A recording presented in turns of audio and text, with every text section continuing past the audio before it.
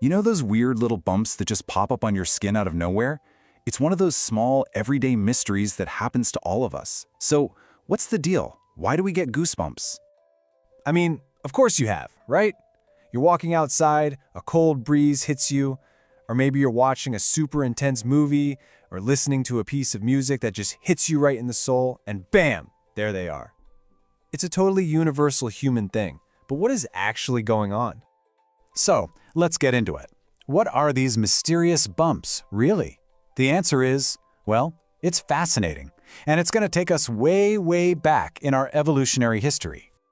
Okay, so the first thing to get is this.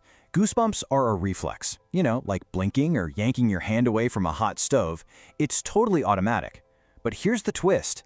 It's a survival reflex that made a whole lot more sense for a much, much hairier version of us.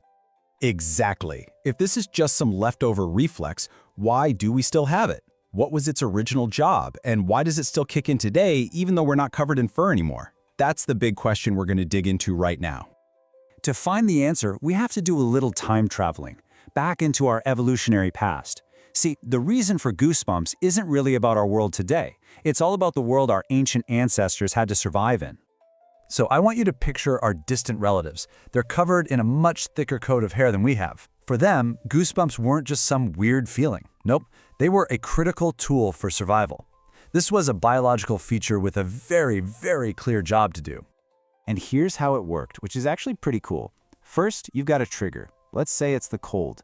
In response, these teeny tiny muscles that are attached to every single hair follicle contract. That action pulls the hair straight up. And the result, all that erect hair traps a layer of air right next to the skin, which acts as this amazing natural insulator, keeping our ancestors warm. It was basically a built-in, on-demand puffy jacket. And this is where you can really see the difference between then and now.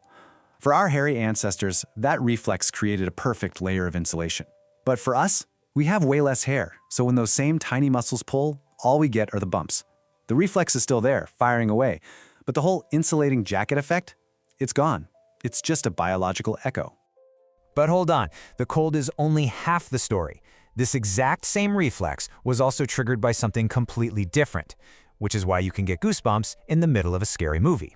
Yep, besides the cold, strong emotions are a huge trigger. Think about it. For our ancestors, facing a predator would make their hair stand on end. Why? To make them look bigger, more intimidating, kind of like when a cat puffs up its fur. It's a classic adrenaline-fueled fight or flight response.